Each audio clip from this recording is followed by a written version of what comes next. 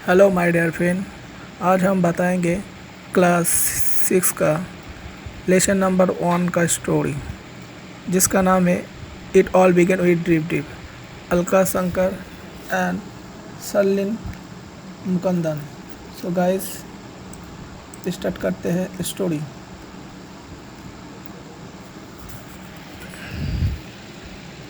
एक बाघ तूफान में फंस गया था। वह गांव के पास भटक गया था। कुछ खाने के लिए देख रहा था। उस गांव की सरहद पर एक आदमरी बूढ़ी औरत रहती थी। बाघ महिला की झोपड़ी की दीवार के करीब एक कारिश में छिप गया था। उस रात बुढ़िया बहुत आसपास महसूस कर रही थी। छत से बारिश का पानी रिस रहा था। इस डीप ड्रिप से कोई बच नहीं है। उसने गुस्से में उत्पात मचाया और उसे सूखने के लिए कमरे के चारों ओर बिस्तर पर ढकेल दिया। उसने एक दीवार के खिलाफ बिस्तर और एक टीन के तिने को हिलाया। दीवार हिल गया। यह ड्रिप ड्रिप मेरी मौत होगी, वो चिल्लाई। दीवार के विपरीत तरफ के बाघ को दीवार हिलती हुई महसूस हुई और वो डर गया। डीप डीप एक बहुत ही भयानक प्राणी होना चाहिए, उन्होंने सोचा। इस बीच भोलेनाथ रात में तूफान में अपने गधे की तलाश में बाहर थे। अचानक उसने देखा कि एक महिला की झोपड़ी की दीवार के पास अंधेरे में मंडराया हुआ है। मेरा गधा है, भोलेनाथ ने चिल्लाकर बाघ को दौड़ाकर पकड़ लिया। उसने बाघ के कान खींचे। हटो, तुम आलसी गधा, या मैं तुम्हें एक कठिन समय दूंगा। बाघ वास्तव में भयभीत था। यह है एक भयानक ड्रिप डीप होना चाहिए, उसने सोचा। भोलेनाथ ने बाघ को घर में खींच लिया और उसे एक मजबूत रस्सी से उसकी झोपड़ी के पास एक पेड़ से बांध दिया। सुबह में भोलेनाथ की पत्नी ने पेड़ से बंधे बाघ की खोज की और डर से चीख पड़ी। उसे सुनकर पड़ोसी अपनी झोपड़ियों से बाहर निकल आया। भोलेनाथ सो रहे थे, वो भी बाहर आ गया। प्रजा सभी रहस्यमयी थी। इस बाघ को पेड़ से किसने बांध दिया, उन्होंने पूछा। एक पड़ोसी ने कहा, मुझे लगता है कि भोलेनाथ हमें बता सकते हैं। मैंने कल रात उसे तूफान के माध्यम से एक जानवर को घसीटते हुए देखा है। भोलेनाथ भी अपनी गलती मानने से भयभीत थे। हर कोई भोलेनाथ पर सवाल या निशान लगाता नजर आया। इस बीच बाघ सभी लोगों से परेशान और भ्रमित रस्सी के माध्यम से चबाया था। ये भागकर जंगल में चला गया। ग्रामीणों को राहत मिली। भोलेनाथ ने अब गिन मारने का अवसर देखा। यह मैं ही हूँ जिसने कल रात बाघ को पकड़ा। मैंने भी इसके कान खींचे।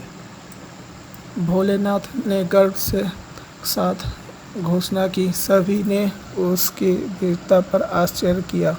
जल्द ही भोलेनाथ की बहादुरी की खबर राजा तक पहुंची। राजा बहुत प्रभावित हुआ। उन्होंने भोलेनाथ को राजा की सेना का प्रमुख सेनापति बनाया। भोलेनाथ और उनकी पत्नी को रहने के लिए एक बड़ा घर दिया गया था। उस शाम के कुछ महीने बाद खबर आया कि एक पड़ोसी राजा ने युद्ध की घोषणा की है। भोलेनाथ और उनके राजा शाही दरबार में एकत्रित हुए। राजा ने भोलेनाथ से कहा, आप मेरी सेना के कमांडर इन चीफ हैं। मैं आपको अपने राज्य की रक्षा करने का कर्तव्य सोचा दिया है। भोलेनाथ घर निराशा में घर लाया। मैं ये भी नहीं जानता कि घोड़े की सवारी कैसी की जाती है। उसने अपनी पत्नी को आशा रूप से कहा। मैं 8,000 दुश्मन सैनिकों के खिलाफ हमारी सीमा की रक्षा कैसे करूँगा? उसकी चिंता मत करो, उसकी पत्नी ने कहा। मैं तुम्हें घोड़े से बांधूंगा सुबह में। राजा ने भोलेनाथ को एक शानदार स्टालियन भेजा। भोलेनाथ घोड़ों पर चढ़ गए और उनकी पत्नी ने उन्हें रस्सी से बांध दिया। घोड़े को तब रस्सियों का एहसास पसंद नहीं था। यह अचानक हुआ और बेतहाशा सर पर भाग गया। भोलेनाथ ने अपने या को बुरी तरह से लटका दिया। ये जानकर के घोड़ा सीधे दुश्मन के शिविर के लिए चला गया था। भोलेनाथ डर के मारे चिल्लाया। घोड़े को रोका नहीं जा सकता था। भोलेनाथ ने सड़क पर लड़की अपनी शाखाओं के साथ एक बड़े पेड़ को देखा। जैसे ही घोड़ा पेड़ के नीचे सड़क गया, भोलेनाथ शाखाओं को पकड़ा खुद को मुक्त करने के लिए ऊपर पहुंचे, लेकिन उसके हाथों में डालियां टूट गया। घोड़ा दुश्मन के शिविर में घुस गया था।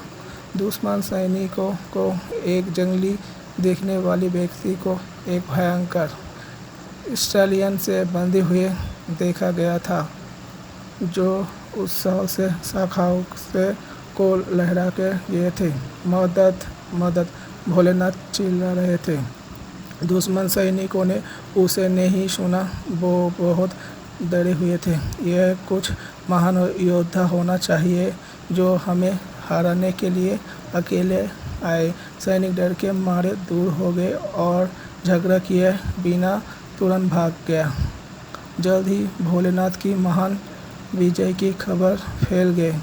हर कोई आश्चर्यचकित थे कि उन्होंने 8,000 दुश्मनों के खिलाफ अपने राज्य के बचाव किया था। राजा ने उन्हें एक सार्वजनिक समारोह में सम्मानित किया था। भोलेनाथ एक किंवदंती बन गए। ये सब एक ड्रिप के साथ शुरू हुआ था। सो गाइस, ये रहा आज का स्टोरी। अच्छा लगे तो लाइक करना, कमेंट करना और मेरे चैनल को फॉलो करना। इसी तरह मैं वीडियो अपलोड करते रहूँगा। थैंक यू वीडियो को देखने के लिए।